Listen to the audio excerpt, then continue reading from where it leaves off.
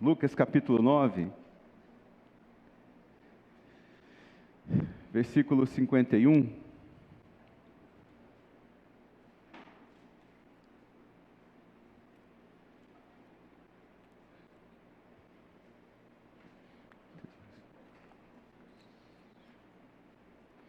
Lucas capítulo 9, versículo 51 até o versículo 62. Diz assim a palavra do Senhor: aproximando-se o tempo em que Jesus seria levado aos céus, Jesus partiu resolutamente em direção a Jerusalém, enviou mensageiros à sua frente. Indo estes, entraram num povoado samaritano para lhe fazer os preparativos, mas o povo dali não o recebeu, porque se notava que ele se dirigia para Jerusalém. Ao verem isso, os discípulos, Tiago e João, perguntaram: Senhor, queres que façamos cair fogo do céu e destruí-los? Mas Jesus, voltando-se, repreendeu, dizendo: vocês não sabem de que espécie de espírito vocês são? Pois o Filho do Homem não veio para destruir a vida dos homens, mas para salvá-los. E foram para o outro povoado. Enquanto andavam pelo caminho, um homem lhe disse: eu te seguirei por onde quer que fores. Jesus respondeu: as raposas têm suas tocas, as aves do céu têm os seus ninhos, mas o Filho do Homem não tem onde repousar a cabeça. A outro disse: siga-me. Mas o homem respondeu: Senhor, deixa-me primeiro sepultar o meu pai. Jesus disse: deixe os mortos sepultarem seus próprios mortos. Você, porém, vá e proclame o reino de Deus. Ainda outro disse: vou seguir-te, Senhor, mas deixe-me primeiro voltar e despedir da minha família. Jesus respondeu: ninguém que põe a mão no arado e olha para trás é apto para o reino de Deus. Que o Senhor abençoe a palavra dele no nosso coração nessa noite. Nós começamos essa palavra semana passada: seja um discípulo de destino. Nesse texto fica muito claro que chega um momento na vida de Jesus, no seu ministério, em que ele vê a urgência da vida, né? Lógico, ele é o Senhor da vida, mas aqui a Bíblia fala que chega um momento em que Jesus, ele toma uma decisão de forma resoluta. Ele resolveu dentro de si, porque ele tinha o entendimento de que as coisas para ele estavam muito próximas. A vida, o sacrifício, a morte dele estavam muito próximo. Então deixa essa decisão, essa visão da vida de que o tempo é muito curto e de que você não deve ignorar o tempo. A gente está preso a essa finitude, a gente está preso a um prazo de validade, de modo que nós precisamos sempre olhar para o destino, para as coisas que Deus coloca dentro de nós e considerarmos a vida essa urgência. O tempo, ele é urgente. Então fica muito bem claro no texto que em um determinado momento Jesus coloca sobre si essa força, esse empenho de olhar para tudo que ele tinha que fazer e dizer para si mesmo: agora eu não posso perder tempo com mais nada, agora eu preciso focar para Jerusalém. O tempo é muito importante para nós. Não brinque com o tempo. O tempo, ele tem o paradigma da sua urgência, a regra da urgência, o senso de sua urgência. A partir desse momento, então, na vida de Jesus, ele mostra uma agilidade espiritual que até então ele não tinha antes. Não é que ele não tinha, mas Jesus tinha os seus momentos que ele parava para discutir ali com os fariseus, com os doutores da lei, mas de agora em diante Jesus toma uma atitude emocional elevada.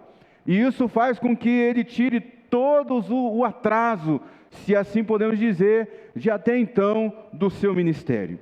Diz o texto: Jesus partiu resolutamente. Algo aconteceu dentro dele que ele disse: agora sim o meu destino é Jerusalém. Porque em Jerusalém estavam muitas coisas ali para acontecer. Última ceia, o sermão profético, o julgamento de Pôncio Pilatos, a sua morte, a sua ressurreição. Em Jerusalém estava a convergência de todas as coisas. Nós também precisamos ficar focados no lugar da convergência de todas as coisas. Olha o testemunho que nós acabamos de ouvir do nosso irmão.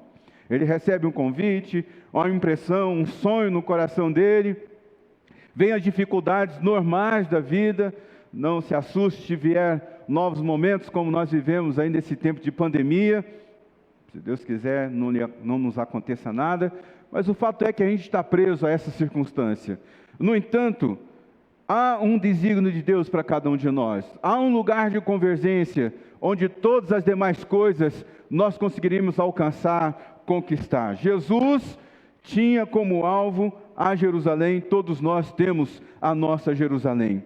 Então, a partir desse momento, Jesus, ele não deixa que a distração roube o destino que Deus havia planejado para ele. E a primeira coisa que Jesus faz é não ficar imobilizado pela decepção. Isso foi o primeiro ponto, tópico que nós vimos semana passada. Isso porque, como a gente viu no texto, Jesus, para ir para o desígnio dele, ele tem que passar por Samaria. Ele tem que passar pela terra dos samaritanos. Jesus já havia tido contato com os samaritanos. Então é muito fácil quando você já passou pela casa de alguém, já foi hospedado na casa de alguém, voltar lá e ter o socorro, o abrigo dessa pessoa. Mas agora Jesus está precisando descansar, apenas uma noite. Mas os samaritanos dizem, não, nós não queremos que você esteja aqui conosco. Jesus poderia ter ficado imobilizado no seu destino a partir dessa decepção. Ali onde Jesus havia realizado milagres, Jesus havia apresentado o reino de Deus para os samaritanos, mas agora os samaritanos fecham a porta para uma noite de descanso para Jesus. Mas isso não fez com que Jesus ficasse distraído por causa do foco que ele tinha em Jerusalém, no desígnio que Deus tinha para ele. Isso também serve para mim e para você. Não deixe lugar na sua vida para as decepções que nos imobilizam. Segunda coisa que Jesus não permite seja roubado o desígnio que tem na vida dele, é a idolatria do conforto, ou as distrações para a exigência do conforto. Quando o desconforto vem na nossa vida, uma enfermidade, a perca de um trabalho, um sonho não alcançado, um objetivo não alcançado, o desconforto faz com que a gente perca o foco.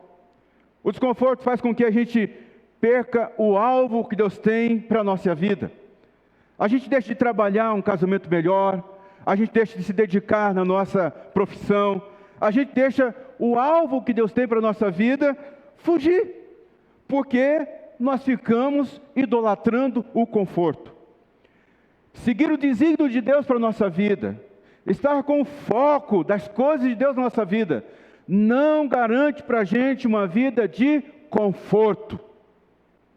E se você é o tipo de pessoa que idolatra o conforto, provavelmente você está sendo distraído. Jesus disse, olha, as raposas têm as suas tocas, as aves têm os seus ninhos, mas o Filho do Homem não tem um lugar para descansar, encostar a cabeça. Ele não tem um lugar para descanso. Irmãos, existem estações na nossa vida, como existiu essa estação na vida de Jesus, que nós não vivemos o ideal, nós vivemos o que nos é possível.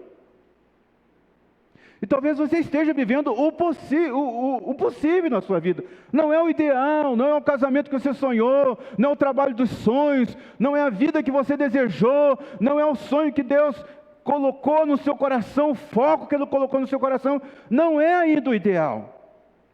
É o possível. Mas não perca o foco da sua vida, não fique distraído pela idolatria do conforto. Ficar distraído pelas faltas, me falta isso, me falta aquilo. Você precisa ficar focado no destino glorioso que Deus tem para cada um de nós. Irmão, se tudo der errado aqui agora, se tudo der errado para a gente, nós temos o céu. Nós temos o céu. Isso é a garantia. Não é garantia de nenhum homem. Sei que quando a gente fala assim, as pessoas ficam até desanimadas, né? Porque assim, mas só no céu? Não é isso. Não é que é só no céu. Mas parece que a gente perdeu a esperança do céu, né? Parece que o céu não existe mais, parece que As promessas do céu, elas estão sendo colocadas num canto da nossa vida, nós queremos viver só aqui, agora. Não idolatre o conforto. Outra distração que Jesus não permitiu que roubasse o foco que ele tinha na vida, reações desproporcionais. Porque quando as coisas não caminham do jeito que a gente quer, o que a gente faz? Reação desproporcional. Os samaritanos não receberam Jesus, os discípulos que estavam ali perto de Jesus, eu até assim, poderia esperar esse comportamento de Pedro, porque Pedro sempre foi, pelo menos é o que a gente ouve dizer, que Pedro era estourado, que Pedro era assim, mas João, aquele que encostava a cabeça no peito de Jesus, Tiago, que estava ali sempre junto com ele, Jesus, vamos orar, descer fogo do céu e matar todos esses caras aqui. Que reação desproporcional. Pessoas estão tendo reações desproporcionais, estão perdendo o foco da vida, estão se distraindo. Amigo, não adianta virar baiana, ou rodar a baiana, né, como o pessoal diz, não adianta. Não adianta você ter essa reação desproporcional. E é interessante que João e Tiago quiseram que Jesus abraçasse uma ofensa que Jesus já tinha abandonado ela. O texto vai dizer que os samaritanos fecharam as portas para receber Jesus. Jesus diz, vamos para outro lugar. Mas Tiago e João falaram assim, não, o senhor não pode deixar isso passar em branco. O senhor tem que penalizar esse povo. Vamos orar aqui, vai descer fogo do céu, vão consumir. Tiago e João queriam que Jesus se vingasse matando os samaritanos. Eles queriam despertar o ódio que não estava no coração de Jesus. Sabe quando alguém faz mal para você e outra pessoa diz assim, não é possível que você vai deixar passar isso em branco. Eu não acredito que você vai ficar quieto nesse momento. Mas irmãos, entenda uma coisa na sua vida, isso é regra para todos nós. Ódio, decepção, ira, descontentamento e frustração são coisas que são propagados. Sabe esse frasquinho que faz cheiro no ambiente? Esqueci. Aromática. Sim, tem aquelas varetinhas que são os difusores. Isso, bota o negócio lá dentro, os difusor, que fica exalando aquele cheirinho gostoso e tal. Gente com ódio, decepção, ira, descontentamento, frustração. Exala, difusa. Tiago e João estavam desse jeito. Jesus falou assim, ei, você não sabe de que espírito vós sois? De que espírito sois vós? Eu não vim aqui para destruir ninguém. Eu não vim para matar o homem, eu vim para salvar. Você tem que tomar cuidado, porque sim, você pode ser distraído com esses roupantes dentro da sua casa, na família, no trabalho, na igreja, num grupo de amigos. Irmãos, sempre vai ter gente com essa síndrome de injustiçado.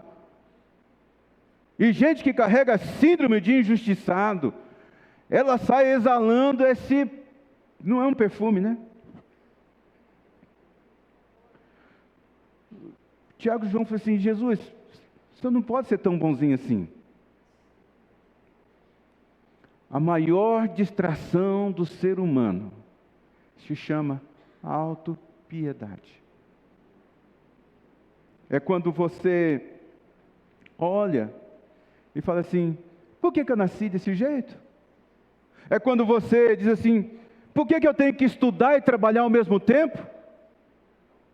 Porque a minha família, se ela não fosse assim, eu estaria numa situação muito melhor. Se eu tivesse alguém para me apoiar, se os meus pais não fossem separados. Fiquei emocionado de ver uma senhora, deve ter aí perto dos seus 80 anos, dizendo assim, eu sou fruto, eu nasci de um adultério. O meu pai adulterou com a minha mãe, ele separou da outra família. E ela conta lá que ela carregava isso aqui como se ela fosse o pecado do pai e da mãe. Ela diz: eu não sou o pecado do pai e da mãe. Deus decidiu me trazer ao mundo. Meu pai e minha mãe que erraram. Eles é que se consertam com Deus, mas eu fui planejado por Deus. Para com esse negócio de ficar distraído por autopiedade, irmãos. Esse negócio de autopiedade é coisa do diabo. Jesus reúne os discípulos, começa a falar com eles: olha, eu vou ter que enfrentar a cruz, eu vou morrer, vai acontecer assim. Pedro levanta e diz assim: não vai acontecer isso com o Senhor, porque nós não vamos deixar. Jesus dá um salto para o lado e fala assim: se aparta de mim, Satanás. Não estava chamando, Jesus não estava chamando de ser Jesus de Satanás. Jesus não estava chamando Pedro de Satanás. É o sentimento de autopiedade que Pedro estava querendo colocar em Jesus, a fim de que ele não cumprisse a agenda de Deus. Você já imaginou se Jesus falasse assim: Pedro, você tem razão, coitado de mim, eu não vou fazer nada disso, eu não vou entregar minha vida por ninguém. A autopiedade, ela é uma armadilha de Satanás. Para de ficar falando: é só eu na minha casa, eu sou o para-raio de todas as coisas, todo mundo só me procura, que eu não aguento mais nada. Eu tenho uma má notícia para você: se vira, se vira. Nem adianta falar que você não veio nesse mundo porque você não quis. Você sabe que existe como é que você chegou nesse mundo, né? Você caminhou mais que todo mundo e chegou na frente lá e você está aqui. Jesus não aceitou que despertasse nele esse sentimento de autopiedade. Eu estou indo para Jerusalém, lá é o meu ponto de convergência. Para trás de mim, Satanás, você é uma pedra de tropeço para mim. Não pense nas coisas de Deus, mas só nas coisas de um homem. Foi o que Jesus disse para Pedro.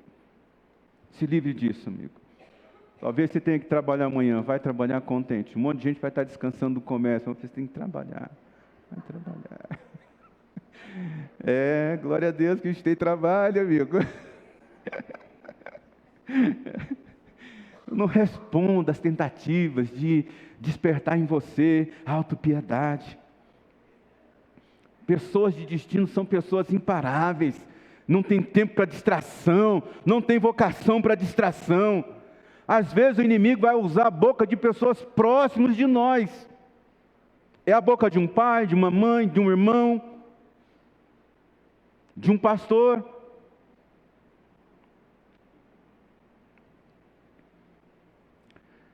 São as pessoas que vivem perto da gente, essas pessoas têm autoridade de opinar sobre nós. Sabe? Eu não acho que você devia... Eu acho que você devia responder essa injustiça que te fizeram. Eu acho que você tinha que agir assim, energicamente. Você não devia deixar passar de maneira nenhuma. Quando você está vivendo perto de uma pessoa, que ela está vivendo um momento desafiador, emocionalmente falando, ela está assim num estado de ira contínua, ela está nesse estado mental assim, estafado, essa insatisfação doentia. Não é porque você está do lado dessa pessoa, seja um pai, uma mãe, um esposo, uma esposa, um amigo, não é porque você está perto dessa pessoa que você precisa entrar na mesma atmosfera que ela. Se você entrar na mesma atmosfera que ela, você vai ficar distraído. E tem outra coisa, às vezes a gente está perto de pessoas assim porque a gente diz para a gente mesmo: eu preciso ficar perto dele ou dela, eu preciso ficar com ele ou com ela, porque eu preciso ajudar. Mas veja só, você só pode ajudar alguém se você não estiver debaixo do mesmo espírito dela, debaixo da mesma atmosfera dela. Se você estiver debaixo da mesma atmosfera dela, você não vai ajudar, você vai se prejudicar. Jesus diz: você não entende de que espírito eu sou? Eu não vim matar ninguém. Pelo contrário, eu vim salvar. Lá em Zacarias, no capítulo 13, falando sobre Jesus, uma palavra dele, ele disse assim: Alguém vai perguntar para ele: que feridas são essas no seu corpo? Jesus vai dizer: eu fui ferido na casa dos meus amigos. É assim mesmo. É perto das pessoas que nós confiamos, de que nós temos intimidade, são elas que podem nos machucar. A casa da minha família, o meu lar, no meio dos meus amigos. Porque é nesse lugar que a gente está sem proteção. É nesse lugar que a gente não escolhe as palavras. É nesse lugar que a gente não escolhe as palavras que a gente deixa entrar no nosso ouvido, descer para o nosso coração. É por isso que nós temos que ficar olhando para Jesus, o alvo da nossa vida. Olhe para o alvo da sua vida, Jesus. Se você olhar para outra coisa, você vai ficar distraído. Está sendo criticado? Não se preocupe. A crítica maldosa, ela sempre vai ser direcionada para pessoas relevantes. Se você estiver fazendo alguma coisa relevante na sua área de atuação, se você estiver perto de uma pessoa com um alto espírito crítico, pessoa com um espírito crítico, assim, acirrado, é como uma criança brincando com uma arma de fogo. Se você não tiver autoridade para tirar essa arma de fogo da mão dessa criança, uma hora essa arma vai disparar, vai machucar. Pode ser que machuque você. Então, amigo, não fique muito próximo de gente com espírito crítico elevado. Jesus, ele tem essa agilidade emocional. Vamos continuar caminhando, mas vamos ficar focados com as coisas que Jesus tem para a nossa vida. Para isso, a gente tem que ser rápido em perdoar. A gente tem que ser rápido em se levantar. A gente tem que ser rápido em ficar chateado. Ficou chateado? Engole o choro, fica de pé. Ficou, assim, cabeça baixa? Só por alguns instantes. Você sabia? Se você ficar olhando para a vida assim, quando você olha para baixo, uma parte do seu cérebro é acionada, neurociência, é acionada, e você só pensa em coisas ruins, só em coisas negativas, quando você olha para baixo. Mas quando você olha para o alto, quando você faz esse simples gesto de levantar os olhos aqui, só o simples gesto de você levantar os olhos para o alto, já atinge uma parte do seu cérebro que te aciona os bons sentimentos, as boas lembranças. Será que é por isso que o salmista diz: elevo os meus olhos para o monte, de onde me vem o socorro? Você precisa, não ande cabisbaixo, com o olhar baixo. Eleva os seus olhos para os montes. Deus está querendo levar você para uma vida de uma agilidade emocional. Nada pode colar em você, nada pode grudar em você. Se você passar por esse lugar, fique pouco tempo, sai correndo daí. Chegou o tempo, irmão, já estamos vivendo isso. É fim dos tempos. De que você tem que olhar para o seu destino, amigo. Você tem que olhar para as coisas que Deus traçou para a sua vida. Não deixar nada atrapalhar você. Você sonhou com esse casamento, você investiu nesse casamento. Vai lá ser feliz. Para de ficar brigando por toalha em cima da roupa, por causa do toalha em cima da cama, por coisa desorganizada em casa. Para! Pela comida que não sai na hora, pela comida que fica queimada. Para com isso. Vai aproveitar a vida enquanto você tem tempo. Tempo. Vai para o teu trabalho com alegria. Vai conectar o seu coração o máximo com Deus. Vai ler a Bíblia, vai orar, vai participar de quantos cultos você puder participar. Jesus estava olhando para Jerusalém dele. Olhe para a sua Jerusalém, em nome de Jesus.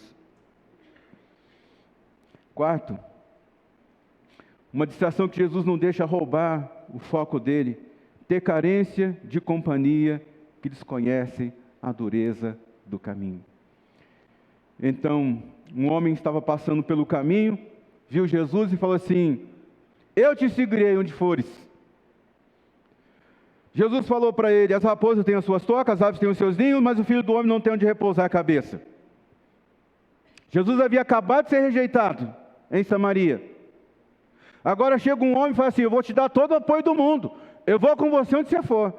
Você acha que Jesus estava dependente emocionalmente? Ou ele estava firme para dar uma resposta dessa? Ele estava firme no desígnio dele. Eu não quero nem saber se você vai me seguir, eu só quero que você saiba o seguinte: que o caminho que eu vou percorrer tem as minhas dores.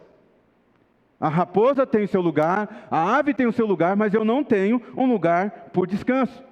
Jesus havia acabado de ser rejeitado.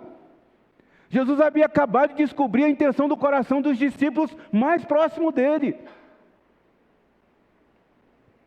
A Bíblia diz, alguns estudiosos dizem que esse homem aqui é o mesmo daquela parábola do homem, do jovem rico, um jovem capaz, um jovem bonito.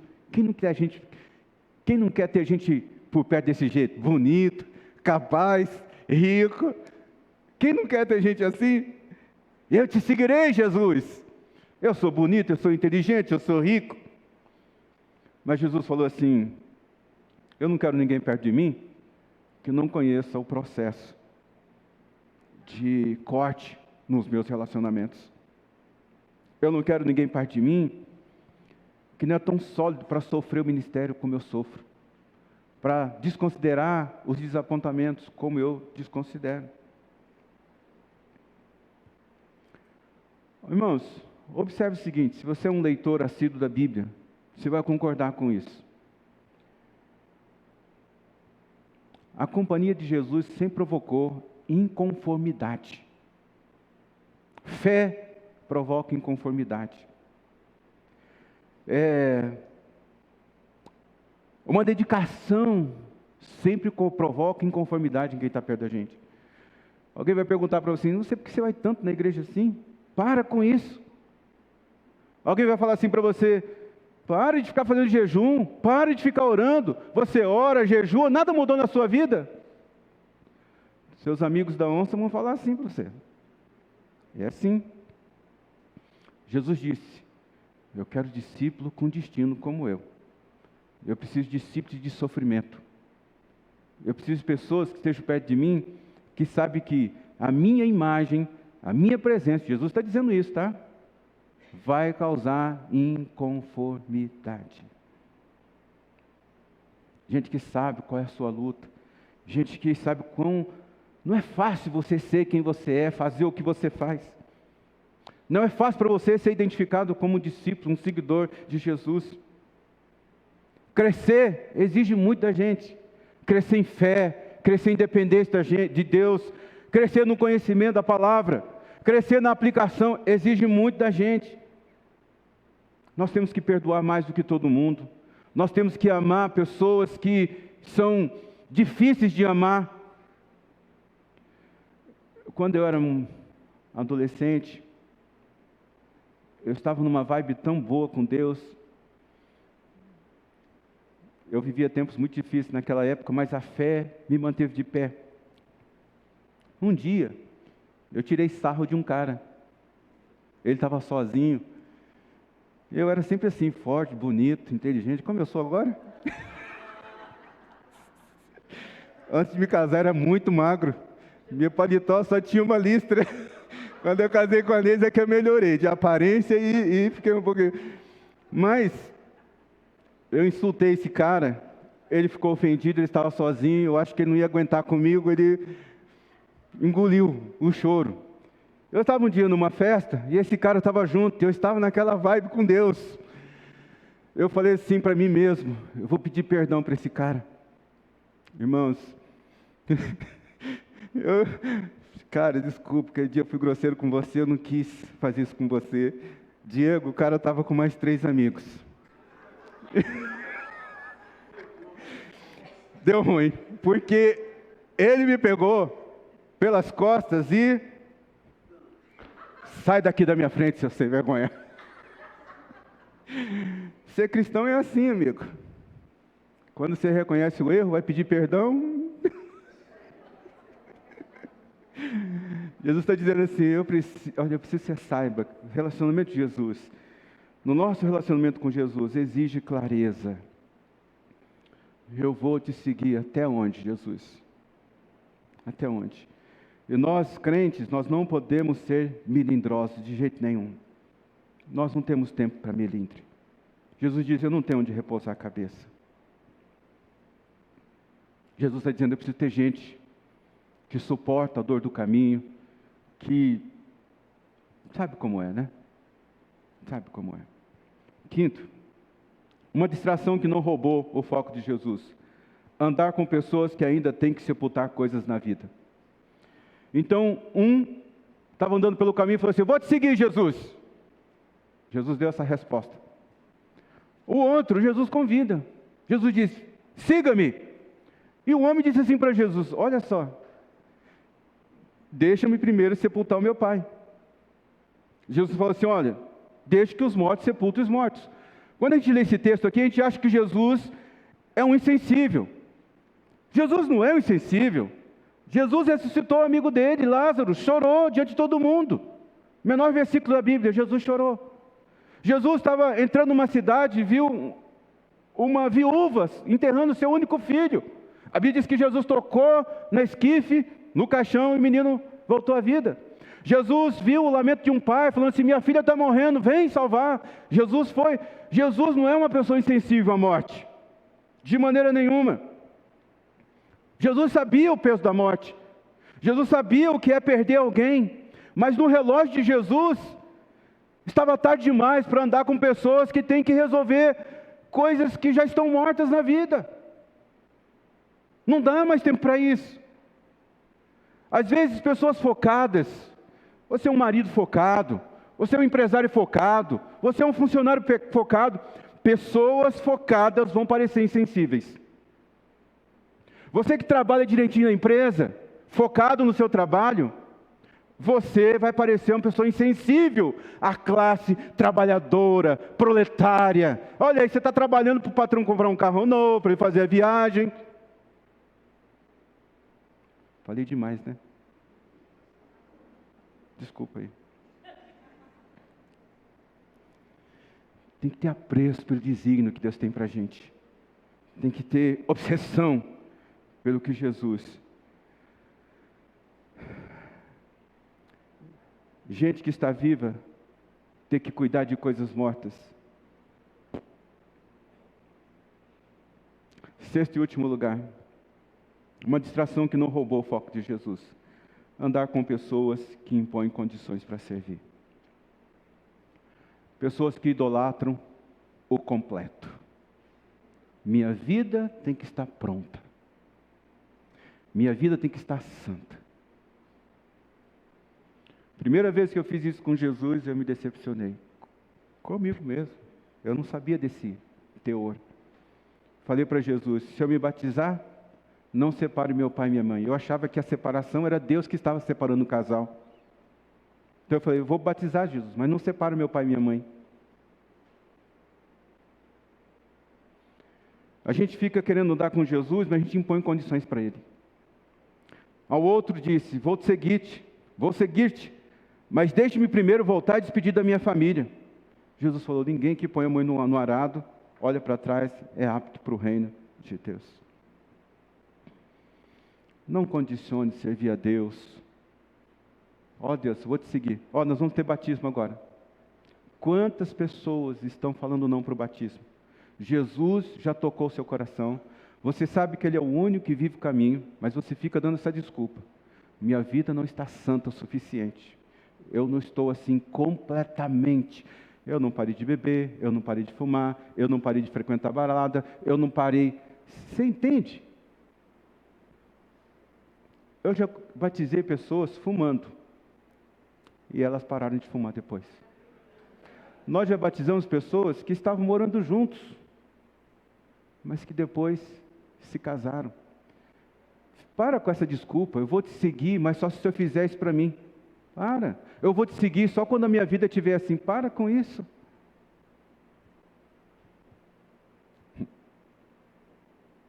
Ah, Senhor, quando estiver isso na minha vida, quando eu terminar a minha faculdade, eu vou me dedicar a um ministério. Você termina a faculdade, você já emenda num mestrado. Não pode. Aí você fala assim, não, Jesus, só agora, mais um pouquinho, aí depois eu engredo. Não vai. Ah, Jesus, eu só não frequento os cultos, porque assim, termina muito tarde no domingo, e aí então eu tenho que trabalhar muito cedo no outro dia, então, mas a hora que eu mudar de horário, a hora que eu conseguir mudar de horário na empresa, mentira. Muda de horário e não vem para o culto, entende? Se você ficar colocando condições para servir a Deus, nunca vai estar 100% na sua vida. Para você se entregar a Jesus, para você servir na igreja, para você apoiar alguém. Às vezes nós estamos com o nosso casamento instável, passando por um sufoco que a gente não sabe a solução. Alguém nos procura, ele diz assim, rapaz, estou passando isso no meu casamento, me ajuda.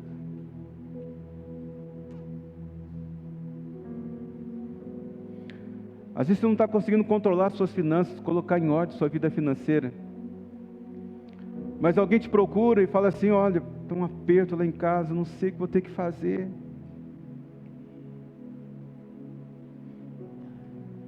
Às vezes é com uma vida espiritual instável, às vezes é com um casamento instável, às vezes é com uma vida financeira instável, que a gente vai ter que apoiar as pessoas que estão do nosso lado. Porque a vida nunca vai estar 100%. Às vezes você vai ter que orar por cura estando doente. Às vezes você vai ter que orar para uma família, para um lar, que está passando por desajuste no casal, e a sua casa não está ajustada. Às vezes você vai ter que aconselhar pais para cuidar dos seus filhos, mas você mesmo não está conseguindo dar conta do seu. Está tudo bem. Está tudo bem. Jesus não está requerendo que você seja 100%. Tudo certinho. Não. Talvez seja por isso que Paulo falou, olha, e olha quem era Paulo, né? Senhor, eu estou com esse negócio aqui na minha carne, não tem jeito. Deus disse para ele assim, fica tranquilo, Paulo, esse teu defeito, esse seu espinho, essa sua falha, só mostra o poder da minha graça que opera em você. Porque a minha graça te basta. Minha graça te basta. Não coloque condições para servir a Deus. Não coloque condições para trazer o reino de Deus, a realidade da vida das pessoas. Não coloque condições para você se entregar a Jesus. Mesmo que esteja faltando algo na sua vida, você sempre vai ser uma bênção na vida das pessoas. Porque tem a palavra, Abraão, se tu uma bênção. A resposta de Jesus é impressionante. Porque ele diz assim, ninguém que põe a mão no arado, olha para trás, é apto para o reino dos céus. Naquele tempo, na agricultura, o arado passava, fazia o sulco ali no chão. Depois vinha um outro arado. Vinha uma pessoa semeando a semente ali na cova, mas tinha que passar um outro arado em cima, para a terra ir cobrindo a semente. Se o camarada olhasse para trás, eu estou sozinho, ninguém está me trabalhando, ninguém está me ajudando a trabalhar, Senhor. Eu estou sozinho nessa lavoura. Ele não ia conseguir jogar a terra sobre aquilo que ele já havia semeado. Se ele olhasse para o lado, vendo a condição de tempo, ele não ia conseguir jogar a terra sobre a semente. Por isso que Jesus fala, ó, quem coloca a mão no arado, não olhe para trás. Você está andando, semeando sua vida, sua dependência, sua constância em oração, sua leitura da Bíblia, sua conexão com Deus, ela só vai tampando com terra as sementes que você vai semeando pelo caminho. Não olhe para trás. Não olhe. O arado ia seguindo as sementes.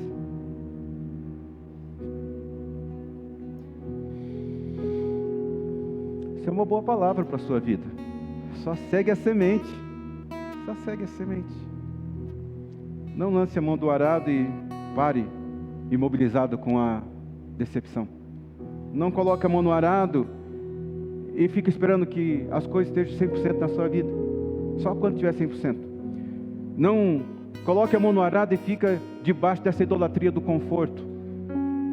Não coloque a mão no arado e fica tendo essas ações desproporcionais. Coloque a mão no arado, não fique com carência de companhia, não. Tem trabalho que a gente tem que fazer sozinho.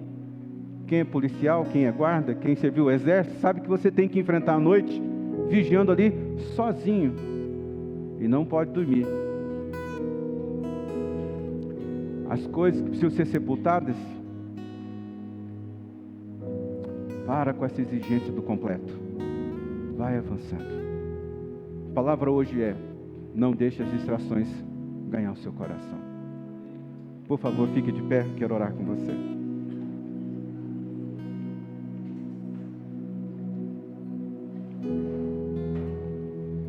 Feche seus olhos. Há muitas colheitas que você não ceifou ainda, você não colheu, por causa das distrações. Talvez você tenha colocado a mão no arado, e já era para você ter colhido tanto, mas as distrações. Nós somos discípulos de Jesus. Nós precisamos crescer. Nós precisamos ser maduros. Não deixe nada tirar o alvo da sua vida, que é Jesus. Olhe para o seu destino glorioso e siga para lá com Jesus. Na vida de Jesus não havia mais espaço para distrações. Na sua vida também não há mais espaço para as distrações. Ô Senhor, nessa noite, obrigado porque o Senhor nos trouxe aqui. Muitos de nós estamos cansados, mas é certo que este foi um bom tempo, porque nós estivemos aqui sentados debaixo dessa comunhão, te adorando, celebrando a ceia do Senhor, ouvindo sua instrução para a nossa vida. E eu estou certo que depois desse momento haverá um refrigério sobre nós, um renovo, Senhor. Nós não saberemos de onde veio assim tanta alegria, contentamento, refrigério, descanso. Foi do seu altar. Foi porque nós nos aproximamos do Senhor. Nos fortalecemos na força do Senhor. Nós agarramos, nos apropriamos da força do Senhor na nossa vida. Que o amor de Deus, a graça do nosso Senhor Jesus Cristo e a consolação do Espírito Santo de Deus esteja sobre a sua vida, hoje e para todos sempre. Amém. Deus abençoe a sua semana. Se você for descansar amanhã, bom descanso. Março, janeiro, fevereiro, março.